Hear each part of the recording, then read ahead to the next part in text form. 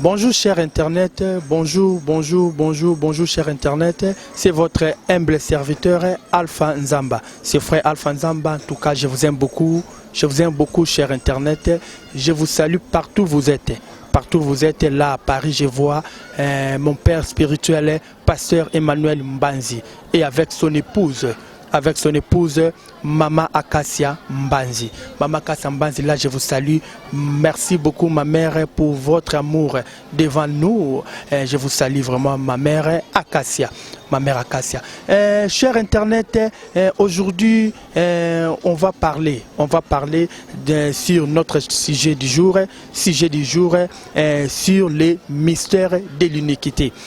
Là, je reçois prophète Esaïe Mpia, représentant égal de l'église La Foi Authentique.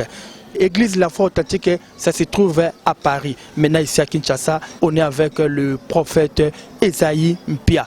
C'est lui le représentant de l'église La Foi Authentique, église évangélique La Foi Authentique.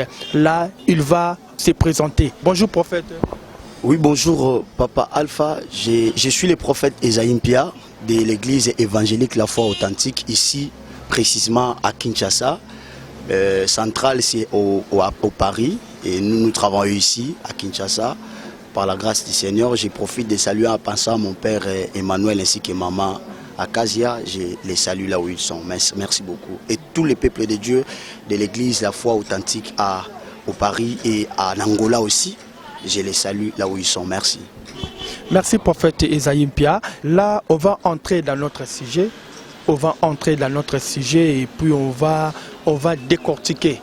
On va décortiquer sur le mystère de l'iniquité. Prophète, c'est quoi le mystère de l'iniquité? Merci beaucoup pour cette question. En fait, ce qui est d'abord utile là, c'est définir le mystère. C'est quoi le mystère? Le mystère, c'est tout ce qui est caché. Tout ce qui est caché, tout ce qui est difficile à voir, tout ce qui est difficile à pénétrer, tout ce qui est compliqué à les décortiquer ou soit à les découvrir, c'est ça ce qu'on appelle mystère. Donc en d'autres termes, c'est comme quelque chose qui est flou. La chose est là, mais la chose est floue. Tu n'arrives pas à bien les comprendre ou soit tu ne les vois pas. C'est ça ce qu'on appelle mystère d'abord. Et l'iniquité, c'est ce qu'on appelle l'ensemble de tout ce qui est mauvais, de tout ce qui est sale, de tout ce qui n'est pas propre aux yeux de Dieu. L'iniquité, c'est péché en grosso modo. Vous voyez, en grosso modo, donc, exagéré. Donc il y a des choses horribles. Donc le mystère c'est caché et l'iniquité, et je l'ai aussi défini et pour que le peuple de Dieu le comprenne. Merci beaucoup. Mais prophète, il agit comment? Il agit déjà comment? Parce que vous avez dit que ces ministères c'est caché. Il agit comment? Bon, c'est comme une femme qui est enceinte. En fait, la femme en question a son enfant à l'intérieur. Mais nous les gens qui sont dehors, on a du mal à voir cet enfant-là. Mais il vit déjà à l'intérieur de sa maman. Et si tu poses la question à une femme, la maman te dira que l'enfant bouge. Donc l'enfant agit déjà. Donc l'enfant bouge. Mais selon nous les gens qui sont dehors, nous voyons que c'est un mystère. Mais selon la maman de l'enfant, maman sait que mon enfant bouge encore. Donc le mystère de l'iniquité agit déjà veut dire les gens ont du mal à les comprendre, mais cette iniquité-là est là. Ces actes se manifestent. Les choses, ça se passe déjà comme Christ a dit, vous les reconnaîtrez par leurs fruits. Donc c'est déjà, agir déjà veut dire, cela fonctionne déjà ensemble même quand l'Église avait commencé. Même quand l'Église a été établie, il y avait déjà le mystère de l'iniquité qui se manifeste. On l'appelle mystère parce que jusque-là, l'Antichrist ne s'est pas encore manifesté physiquement. Parce qu'il va se manifester physiquement. Mais entre-temps, il ne s'est pas encore manifesté. Il travaille avec ces gens. Quels gens? Merci beaucoup. Alors là, j'aimerais aller à la parole. C'est une bonne question. Nous sommes au livre de Apocalypse chapitre 12, je vais prendre cette illustration pour aider les gens qui vont nous suivre. Le verset 1er dit ceci. Un grand signe apparut dans le ciel, une femme enveloppée du soleil, la lune sous ses pieds et une couronne de 12 étoiles sur sa tête.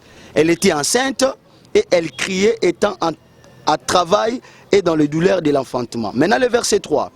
Un autre signe parut encore dans le ciel et voici c'était un grand dragon rouge ayant 7 têtes et 10 cornes et sur ces têtes ses diadèmes. Sa queue entraînait les tiers des étoiles du ciel et les jetait sur la terre. Les dragons s'éteignent devant la femme qui avait affronté enfin de dévorer son enfant lorsqu'elle l'aurait affronté. En fait c'est quoi? Je vais bien l'expliquer pour les gens qui nous suivent parce que nous allons l'ajouter avec un passage qui définit ce que je vais dire maintenant là. En fait, Papa Alpha, le problème est qu'au chapitre 12 de Apocalypse, la parole est claire pour nous dire que le dragon est là. C'est le dragon rouge. Et le dragon attend que la femme donne naissance à son enfant pour que le dragon le dévore. En d'autres termes, le dragon va dévorer l'enfant qui naîtra. Le dragon fera l'acte lorsque l'enfant naîtra. Ça, c'est le dragon. Mais malgré tout, le dragon est calme en attendant que la femme donne naissance. Mais la queue du dragon fonctionne. Et la parole est claire que sa queue entraîne quelques étoiles pour les jeter par terre. Maintenant, qui sont les étoiles? Les étoiles sont les fils spirituels d'Abraham. Parce que Dieu a dit à Abraham, regarde les ciels. Abraham a regardé les ciels, il a dit, tu peux compter? Abraham a dit, je ne saurais pas compter. Et Dieu a dit, compte les sables de la mer. Abraham ne pouvait pas compter parce que les sables de la mer, l'homme a été tiré de la terre, c'est la postérité d'Abraham selon la terre. Mais les étoiles, c'est la postérité d'Abraham spirituellement. Et c'est nous maintenant l'église. Maintenant, le problème c'est quoi? Le problème est que les dragons là, en attendant qu'il est calme, pour voir l'enfant qui naîtra, il entraîne déjà quelques étoiles par sa queue. Maintenant, c'est quoi la queue? C'est là où je vous avais dit que nous allons définir la queue du dragon. C'est quoi maintenant la queue du dragon? Nous sommes dans le livre d'Ésaïe. Les gens qui nous suivent, vous allez ouvrir Ésaïe chapitre 9. Nous allons lire Ésaïe chapitre 9, le verset 15. Ésaïe chapitre 9, le verset 15. Pour comprendre c'est quoi la queue. L'ancien et le magistrat, c'est la tête. Et les prophètes qui enseignent le mensonge, c'est la queue. Vous voyez maintenant, Ésaïe le définit que la queue là, qui entraîne les étoiles, ça s'appelle les faux prophètes. Les faux enseignants. Donc, le mystère de l'iniquité agit déjà signifie quoi? Comme ici au Congo, on a de faux prophètes, de faux pasteurs. Maintenant, ça devient le mystère de l'iniquité. Oui, merci.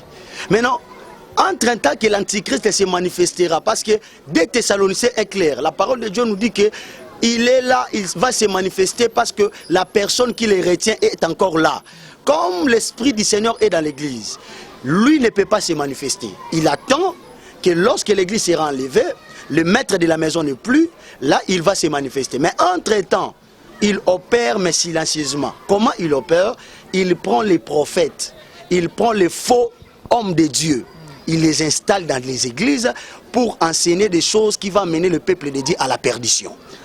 C'est là où maintenant nous bénissons le Seigneur parce que Dieu nous a donné une vision qui dit l'église évangélique de la foi authentique.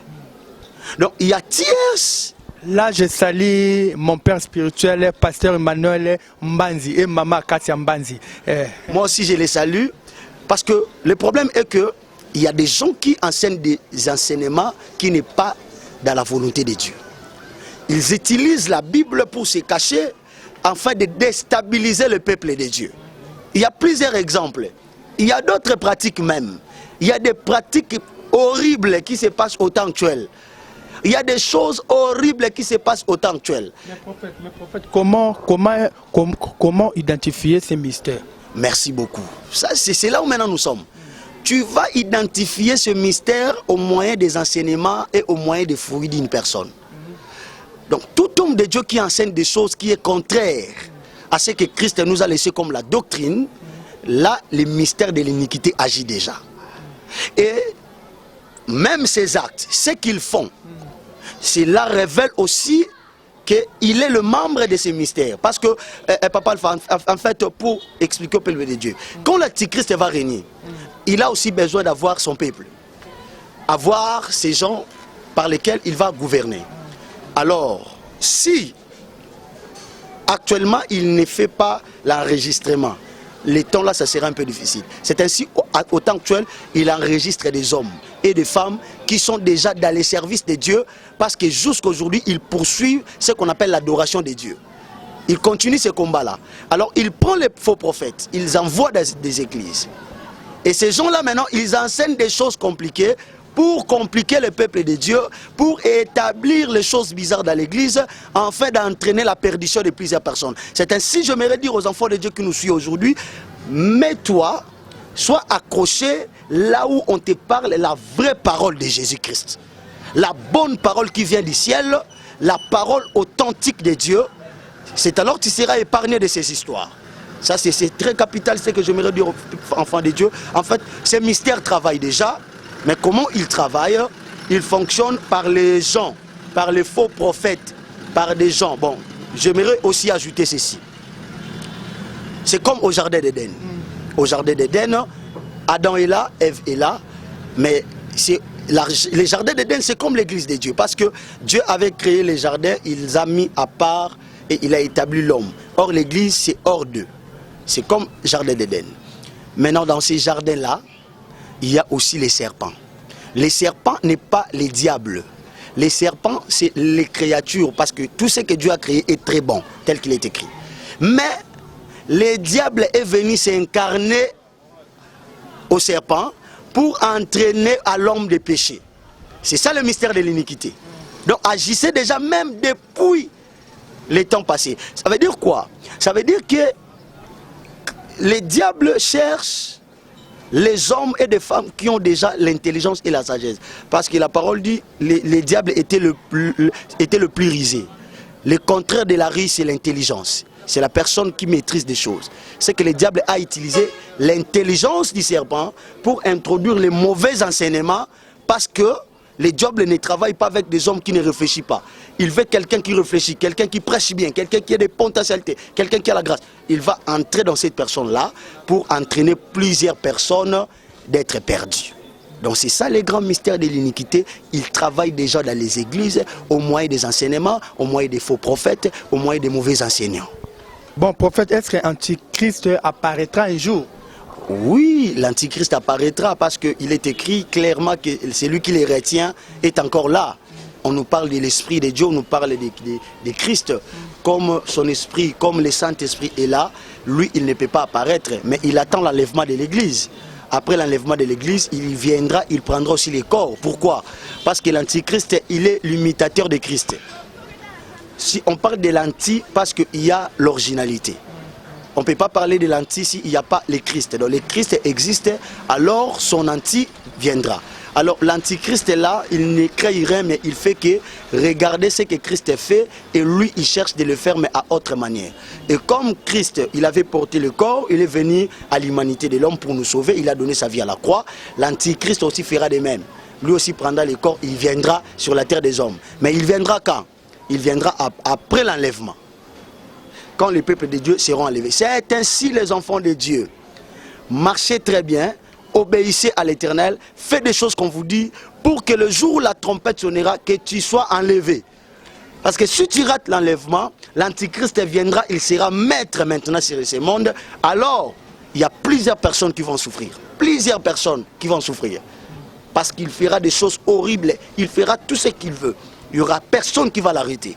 Maintenant là, on l'arrête parce que l'Esprit de Dieu est là. Mais quand l'Esprit, quand l'Église seront enlevés, il fera tout ce qu'il veut, alors ça sera un peu compliqué. C'est un peu ça. Merci, merci, merci, merci, merci, merci. Je dis un grand merci et ma vidéo. Merci beaucoup. Merci à Prophète Esaïe. Merci partout là où vous êtes. En tout cas, je dis un grand merci, un grand merci, un grand merci à Maman Mino Verdosse, un grand merci à Maman Ginabola en Allemagne, un grand merci à Maman Mami Meza Simakala en Allemagne. Je dis encore un grand merci à Maman Prudence Kachala aux États-Unis. Là, je salue. Je dis un grand merci à vous.